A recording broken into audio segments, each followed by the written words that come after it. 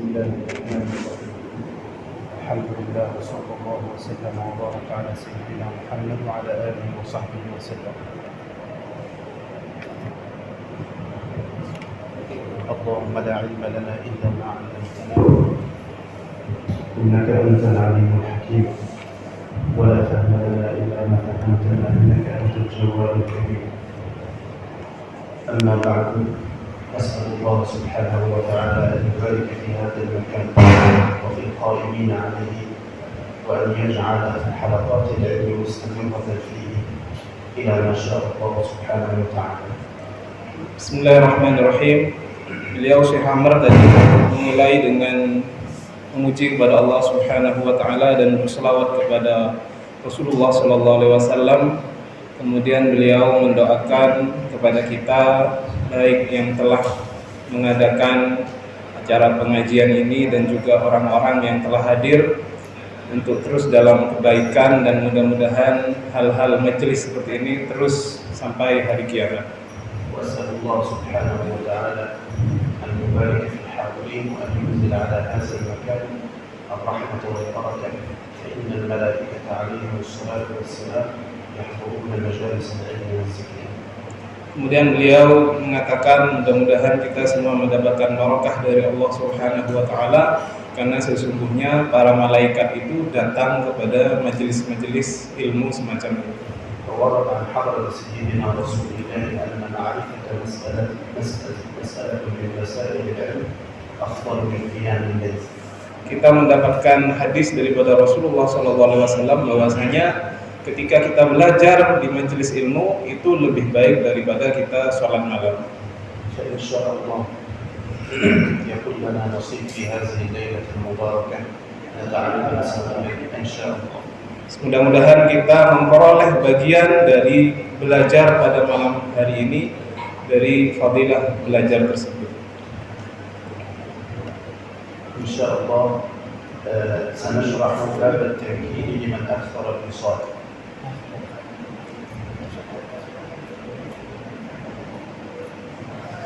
Bismillahirrahmanirrahim. Wa bisanadil muttasil ila al-Imam al-Bukhari. قال باب التنكيل لمن أكثر الوصال. رواه أنس عن النبي صلى الله عليه وسلم قال حدثنا أبو اليمان قال أخبرنا شعيب عن الزهري قال أخبرني أبو سلمة ابن عبد الرحمن أن أبا هريرة رضي الله عنه قال نهى رسول الله صلى الله عليه وسلم عن الوصال في الصوم، فقال له رجل من المسلمين إنك تواصل يا رسول الله، قال وأيكم مثلي إني أبيت يطعمني ربي ويسكين، فلما أبوا أن ينتهوا عن الوصال واصل بهم يوما ثم يوما ثم رأوا الهلال، فقال لو تأخر لزدتكم كالتنكيل لهم حين أبوا أن ينتهوا. طيب، معنى التنكيل هو المشقة والألم. Baik, makna tangkil di sini adalah masyaqqah, sesuatu yang menyulitkan dan sesuatu yang menyakitkan.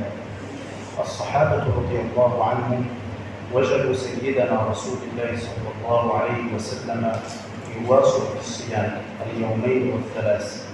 Para sahabat Nabi Muhammad SAW, mereka melihat Nabi Muhammad SAW melakukan puasa wisal, menyambung puasa sampai 2 hari atau 3 hari.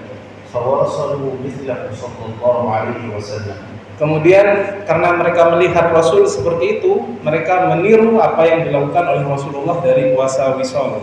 فلما علم صلى الله عليه وسلم بوصالهم نهاهم عن ذلك. Ketika Rasulullah mengetahui bahwasanya para sahabat melakukan puasa wisal, Rasulullah melarang sahabat untuk melakukan hal tersebut. فظن الصحابة رضي الله عنهم أن نهي رسول الله لهم عن الوصال مشقة رحمة بهم ورفقا بهم. Maka para sahabat menyangka ketika Rasulullah melarang mereka untuk melakukan puasa wisal itu adalah sebagai rasa rahmat daripada Rasulullah SAW kepada mereka. فلم يتوقفوا عن الوصال بل أكثروا. Ketika mendengar larangan itu, mereka tidak berhenti melakukan puasa wisal, malah tambah memperbanyak puasa wisal tersebut. ثم سيدنا رسول الله صلى الله عليه وسلم لما رآهم هكذا تركهم. Ketika Rasulullah SAW melihat mereka malah memperbanyak puasa wisol, Rasulullah meninggalkan mereka. فواصل بهم يومين ولم ينههم إلى أن رأوا الهلال. Maka mereka melakukan wisol selama 2 hari dan tidak melarang mereka sehingga mereka melihat hilal. وقال لو تأخر الهلال لزدت يوما ثالثا تنكيلا مشقة عليكم وألما لكم. Andaikan hilal tidak datang pada waktu itu, kata Rasulullah, saya akan tambah untuk tidak melarang itu 1 hari lagi sebagai malah untuk menambah masyaqqah mereka, rasa sakit mereka dalam melakukan puasa wisal ini. ومن هنا نأتي إلى كلام العلماء في حكم الوصال في الصوم. جمهور العلماء قالوا بأن الوصال في الصوم مكروه. Maka di sini kita akan belajar tentang apa hukum puasa wisol. Jumhurul ulama mengatakan hukum puasa wisol itu adalah makruh. أما السادة الشافعية رضي الله عنهم قالوا بحرمة الوصال. Kalau dalam madhab Syafi'i malah mengatakan puasa wisol itu hukumnya adalah haram. فسروا النهي للتحريم في الحديث بنهي سيدنا رسول الله صلى الله عليه وسلم. Mereka menafsirkan larangan tersebut dari hadis Rasulullah Sallallahu Alaihi Wasallam. أما الجمهور فسروا النهي بالكراهة لأنهم واصلوا بعد نهي سيدنا رسول الله له. Adapun jumhurul ulama menafsirkan larangan itu, tetapi setelah dilarang mereka tetap melakukan puasa wisol. فكان النهي من سيدنا رسول الله رحمة وشفقة عليهم. Dan mereka maksud larangan dari Rasulullah itu sehingga mereka menghukuminya sebagai makruh adalah sebagai hanya rasa kasihan kepada para sahabat. لأن العبد إذا واصل الصيام أصابه شدة الجوع والعطش ربما يفقد عقله بسبب هذا الجوع. Karena apabila seseorang melakukan puasa wisol itu akan menyebabkan dia sangat merasa kesakitan, bahkan bisa merusak terhadap akalnya. والصحابة رضي الله عنهم كانوا من أشد الناس تمسكا بفعل سيدنا رسول الله فأرادوا أن يواصلوا مثله. Para sahabat itu adalah orang-orang yang sangat memperhatikan apa-apa yang dilakukan oleh Rasulullah, mereka langsung praktekkan. Ketika melihat Rasulullah melakukan puasa wisol, mereka ingin meniru puasa wisol Rasulullah SAW. وقالوا يا رسول الله إنك تواصل نريد أن نواصل مثلك. Maka mereka mengatakan, ya Rasulullah, engkau melakukan puasa wisol, maka kami ingin melakukan puasa tersebut seperti engkau. فقال وأيكم مثل صلى الله عليه وآله وسلم أبيت عند ربي يطعمني ويسقيني. Kemudian Rasulullah bertanya kepada mereka, kamu tidak bisa menyamai aku. Ketika aku tidur, maka Allah pada waktu aku tidur, aku diberi makan oleh Allah dan diberi minum. وهنا نأتي إلى الشق الثاني في الحديث وهذا القول أبيت عند ربي يطعمني ويسقيني هو من الخصائص المحمدية بسيدنا رسول الله صلى الله عليه وسلم. Baik, maka dari bagian tengah kedua dari hadis ini, ketika Rasulullah mengatakan inni abitu yut'imuni rabbi wa yaskin, kita mengetahui bahwasanya ini adalah khasais, adalah kelebihan yang hanya diberikan kepada Rasulullah, yaitu beliau diberikan makan dan minum ketika beliau tidur. La budda li kulli muslimin an yudrika wa an ya'lama أن الأنبياء عليهم الصلاة والسلام وإن كانوا في الحقيقة بشرا مثلنا إلا أن لهم عوارض وأشياء تختلف عنا تماما. Jadi ini sebagai pengetahuan bagi kita, walaupun para nabi dan rasul itu sama adalah manusia seperti kita, tetapi mereka diberikan oleh Allah Subhanahu wa taala khususiyah yang tidak kita miliki. فأعطاهم الله سبحانه وتعالى خصائص حتى يظهر فضلهم وتتبين للناس مكانتهم ومنزلتهم. Ketika Allah memberikan khususiyah-khususiyah tersebut, apa tujuannya? Yaitu agar manusia mengetahui kadar tingkat daripada nabi-nabi tersebut, bahwasanya mereka berada di tempat yang tertinggi. من هذه الخصائص قوله صلى الله عليه وسلم أبيت عند ربي يطعمني ويسقيني. Termasuk dari khususiyah ini adalah sabda Rasulullah, sesungguhnya aku tidur dan Allah memberikan makan dan minum kepadaku. إذن هل سيدنا رسول الله صلى الله عليه وسلم يبيت عند ربه يطعمه الطعام ويسقيه من الشراب أم لا؟ Jadi kita bertanya sekarang, apakah Nabi Muhammad SAW ketika tidur itu diberikan oleh Allah Subhanahu wa taala makanan dan minuman? طبعا لا، وإنما يبيت عند ربه يطعمه من الأنوار والقرب والحكمة. Jadi tidak kemudian makanan dan minuman itu bersifat fisik, tetapi yang datang kepada Nabi adalah cahaya dan hikmah yang datang kepada Nabi Muhammad SAW. ويسقيه من شراب صاف وهذا الشراب هو كأس المعرفة لله سبحانه وتعالى. Dan beliau diberi minum dengan minuman yang berbeda, yaitu minuman ma'rifah kepada Allah Subhanahu wa taala. فأطعمه الله سبحانه وتعالى وسقاه من هذه الأشياء حتى صار أكمل الخلق وأعرفهم بالله سبحانه وتعالى. Ketika Nabi Muhammad SAW diberikan hal ini, maka dia menjadi paling sempurnanya makhluk di mata Allah Subhanahu wa taala.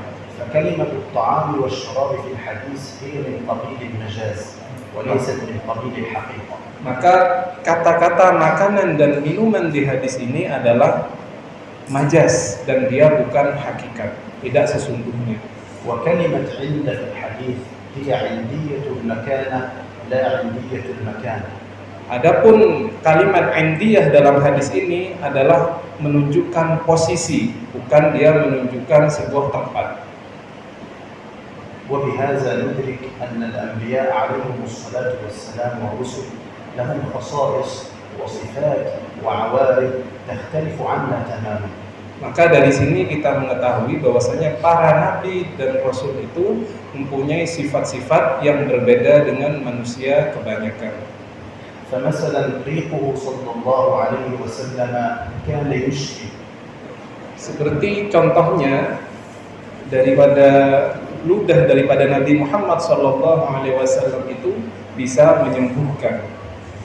ومن الخصائص أيضا أنه صلى الله عليه وسلم شكى إليه الجمل وحن إليه الجزع وكلمه الضب.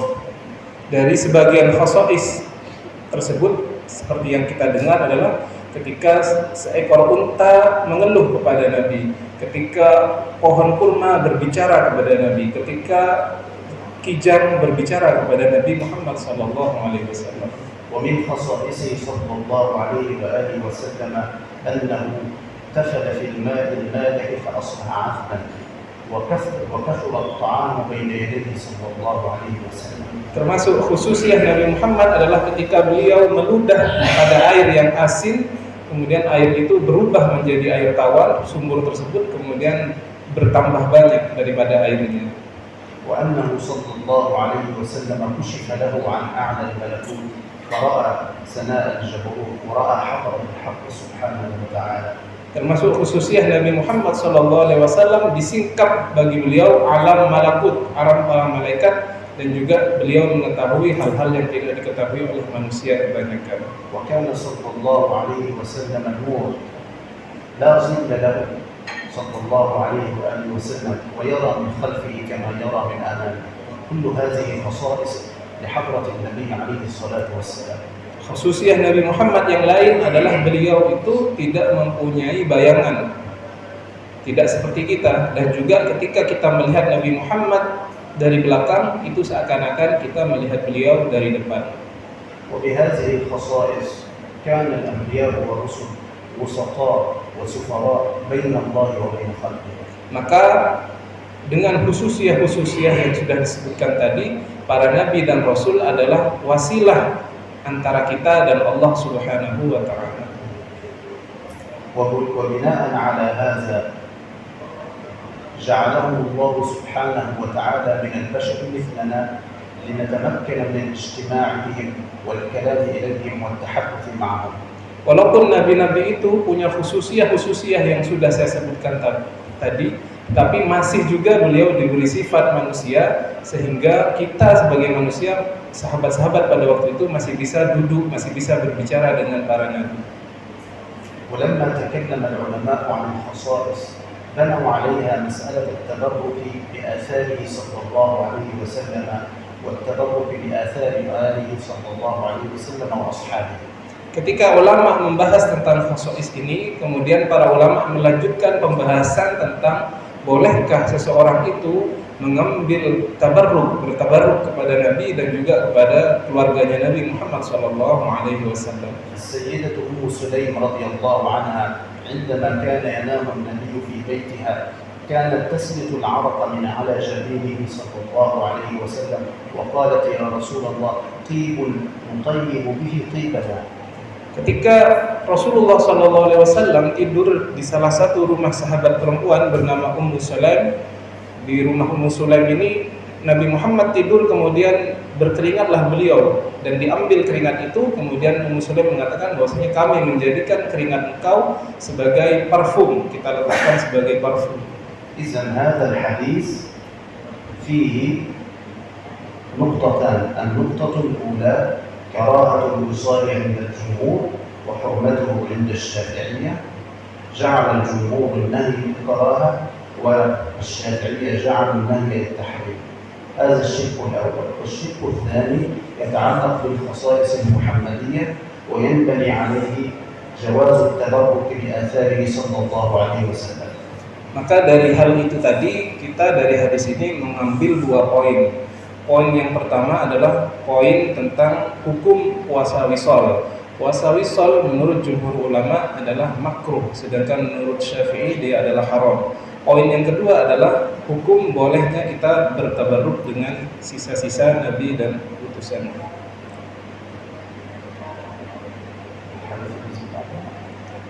Nah,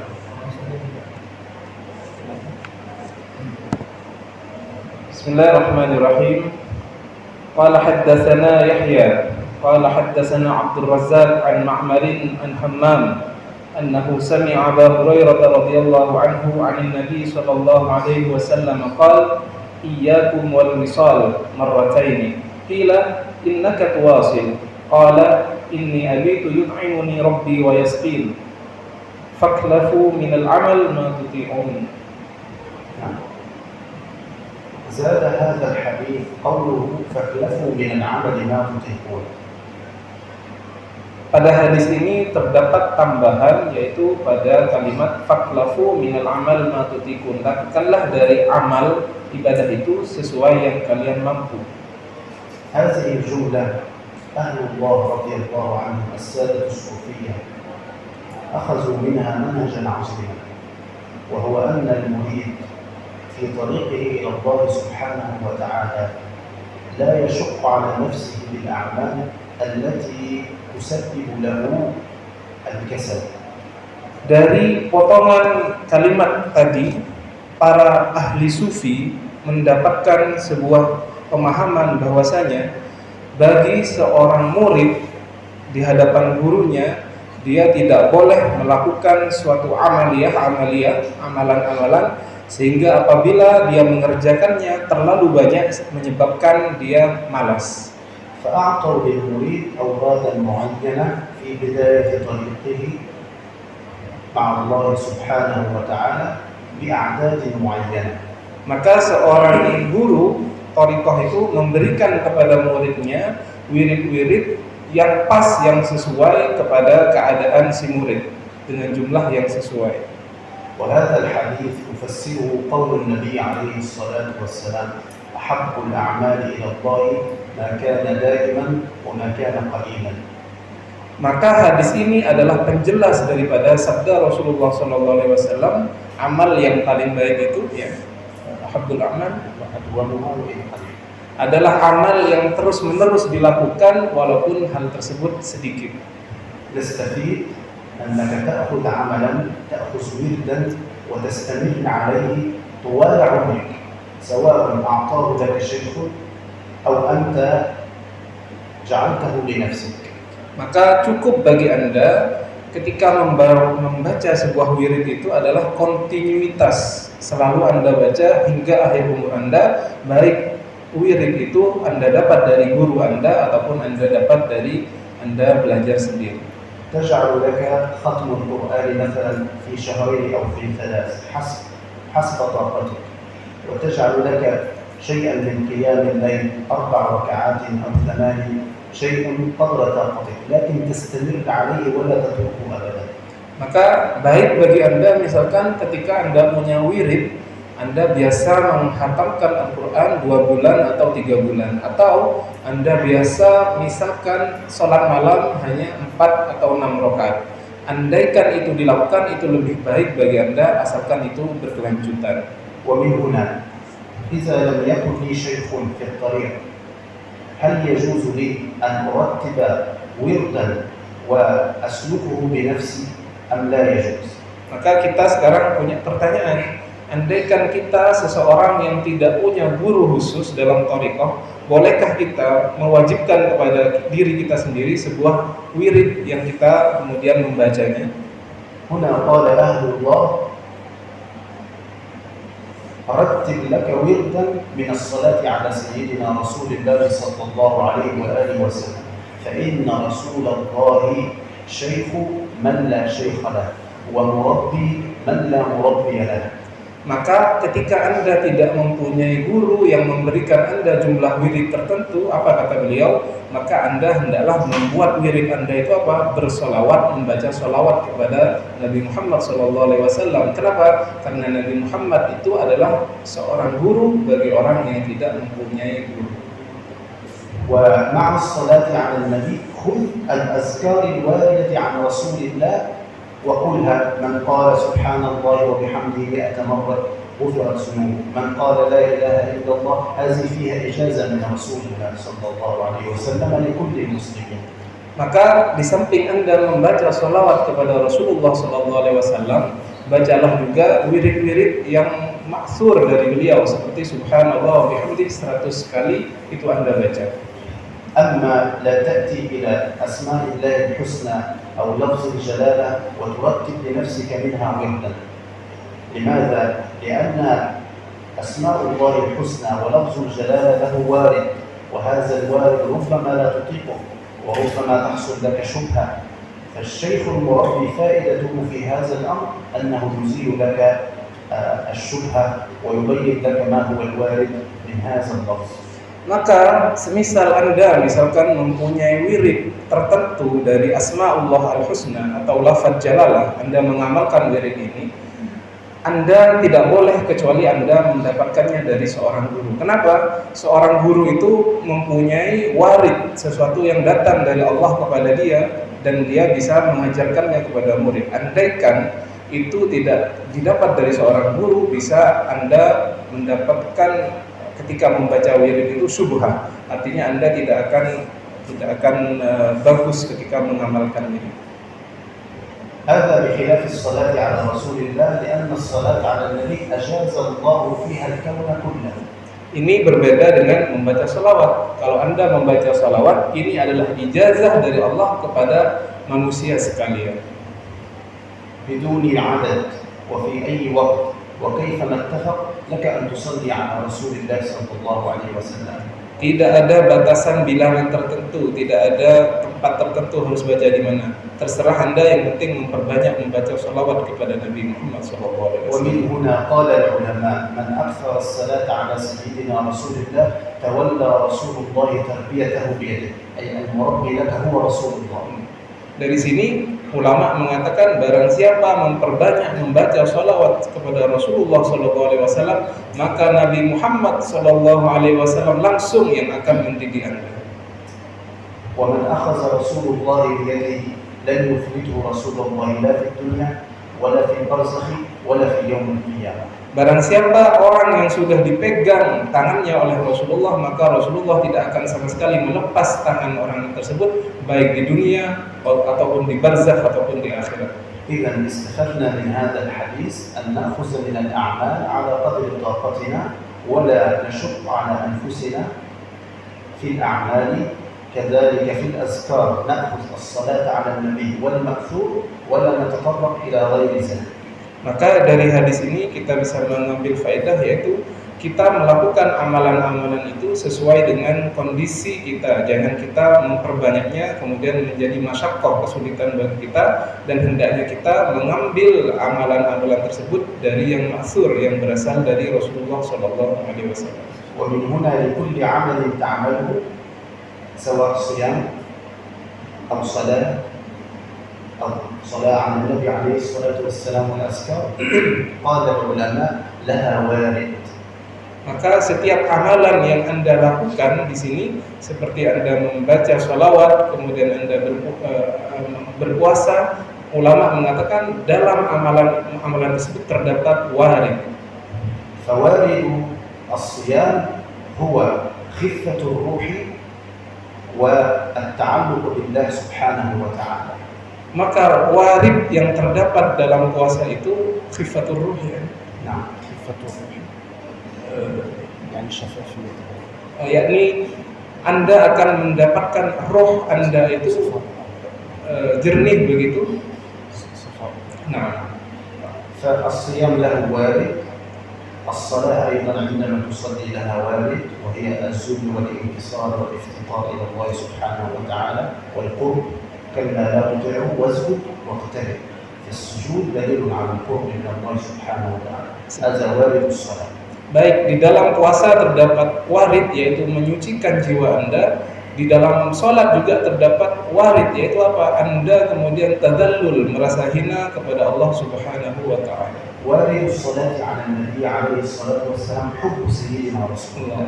Adapun warid dalam Anda ketika membaca sholawat adalah kecintaan kepada Rasulullah sallallahu alaihi wasallam. وإذا أتى لك الوارد من كثرة الصلاة على سيدنا رسول الله فأنت مع من أحببت مع رسول الله. Maka ketika Anda sudah mendapatkan warid, yaitu kecintaan kepada Nabi Muhammad SAW, maka sesuai dengan hadis, maka Anda akan bersama dengan orang yang Anda cintai. وأنت تحت نظر سيدنا رسول الله قال الله ولا تعد عيناك عنه. Dan Anda akan selalu dipantau oleh Rasulullah SAW. لأنه بكثرة صلاتك عرف رسول الله اسمك وأصبحت مقيدا عنده. Ketika Anda memperbanyak membaca salawat kepada Rasulullah, Rasulullah akan mengetahui nama Anda dan juga Rasulullah mencatat nama Anda. لأن صلاتنا عليه صلى الله عليه وسلم تبلغه ويسمعها صلى الله عليه وسلم وهو في برزخه. Karena setiap bacaan salawat yang kita baca kepada beliau itu akan sampai dan beliau mendengar bacaan salawat kita di alam barzakh beliau. ولذلك قال بعض العلماء أن أفضل الأوراد هي الصلاة على سيدنا رسول الله صلى الله عليه وسلم. Dari sebab itu sebagian ulama mengatakan paling baiknya wirid adalah membaca salawat kepada Nabi Muhammad SAW. ومن ترك الصلاة على رسول الله أخطأ طريق الجنة لأن الصلاة على النبي هي طريق الإنسان إلى الجنة. Barang siapa yang meninggalkan membaca salawat kepada Nabi Muhammad, maka dia akan keliru masuk kepada surga. Karena membaca salawat itu adalah jalan petunjuk kita menuju surganya Allah. إذن من خلال هذا الحديث يرتب من الليلة ورد لنا 200 300 ألف بأي صيغة من الصيغ. اللهم صل على محمد أقلها، لكن اجعل له وقتا واستمر عليه. بعد سنة بعد سنتين ستجد عندك شوق إلى سيدنا رسول الله وحب وتعلق وتكرم برؤيته. فإذا رأيته في المنام ستراه يقظة صلى الله عليه وسلم. Maka sejak ini, maka jadikanlah waktu-waktu malam itu mempunyai wirid kepada Rasulullah, membaca salawat. Terserah mau baca 100, 200, 1000. Yang penting Anda kemudian terus-menerus baca tersebut setiap harinya dalam jangka waktu yang lama. Bertahun-tahun Anda baca. Ketika sudah bertahun-tahun Anda baca, maka itu akan menimbulkan rasa cinta Anda kepada Rasulullah SAW. Dan barang siapa yang rasa cinta itu sudah tumbuh, maka Rasulullah akan hadir di mimpinya. Dan barang siapa yang Rasulullah sudah hadir di mimpinya, dia akan melihat Rasulullah dalam keadaan terjaga.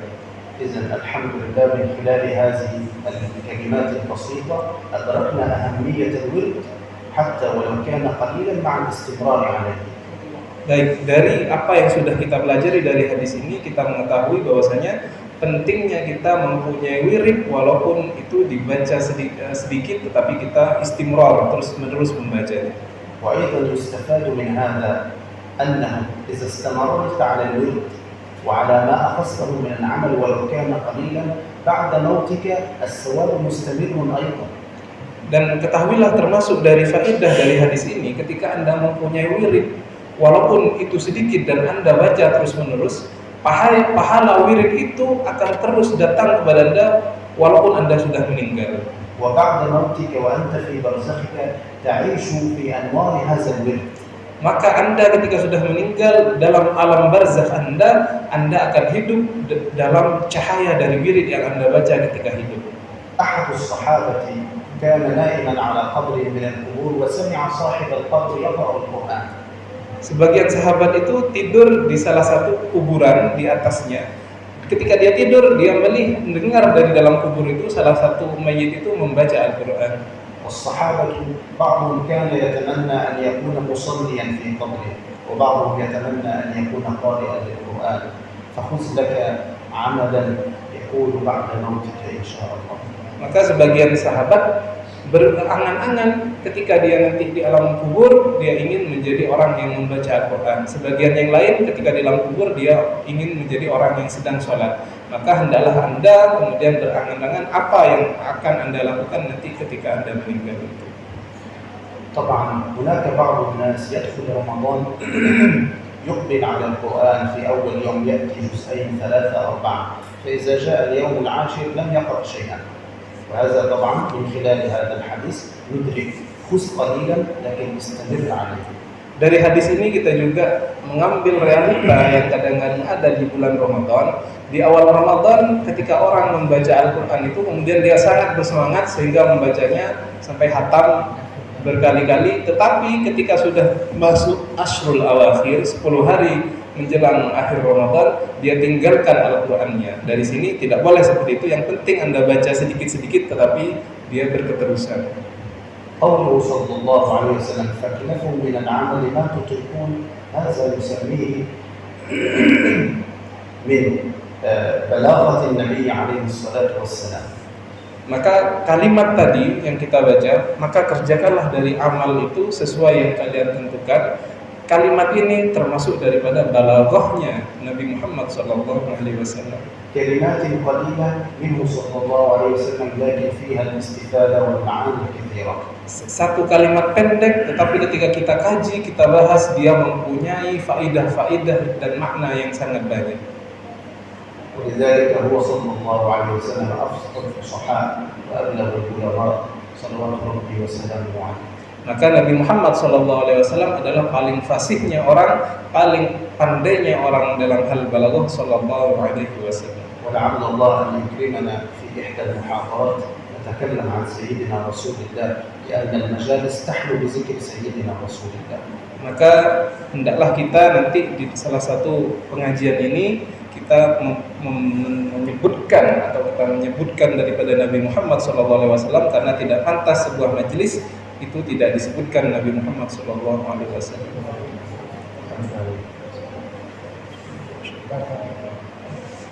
Bismillahirrahmanirrahim. Qala babul wisali ila sahar.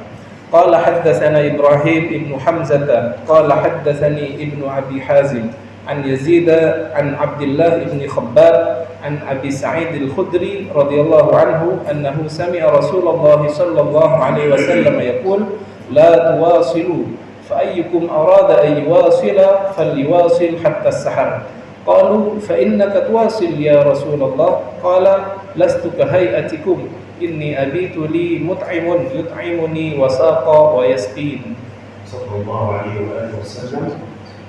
طبعا من هنا استفاد العلماء كالإمام النووي عليه رحمة الله بأنه عدم الوصال لكن يكتفي بأكلة واحدة في اليوم. التي قال عنها النبي صلى الله عليه وسلم فليواصل إلى السحر، يعني إذا جاء وقت السحر يأكل، أو إذا جاء وقت الإفطار يأكل، يعني يكون له أكلة واحدة في اليوم والليلة. Maka dari hadis yang sudah kita baca ini, sebagian ulama mengambil faidah seperti Al-Imam Nawawi. Faidahnya apa? Yaitu bolehnya kita melakukan puasa wisol, tetapi harus kita makan, jangan sampai tidak makan. Minimal kita makan satu kali, makan di waktu kita berbuka ataupun makan ketika di waktu sahur. طبعا الأكلة الواحدة في اليوم والليلة طبعا هذه ترجع إلى الإنسان نفسه وذاته إذا كان يطيقها أم لا. Maka makan satu kali dalam satu hari ini kembali kepada tiap masing-masing individu. Apakah Anda mampu untuk tidak makan atau hanya makan satu kali dalam satu hari ini? فطبعا الأفضل أن نأخذ بالسنة وأن يكون لنا إفطار وأن يكون لنا سحور وأن لا نواصل لأن النبي عليه الصلاة والسلام فعل ذلك. Maka yang paling afdal adalah kita meniru daripada sunnah Nabi Muhammad SAW, yaitu apa? Kita melakukan iftar, berbuka puasa, makan, dan juga kita melakukan makan sahur sebagaimana dicontohkan oleh Nabi Muhammad SAW, dan melarang untuk wisal. Alhamdulillah. إن شاء الله نختم المجلس بالدعاء إن شاء الله.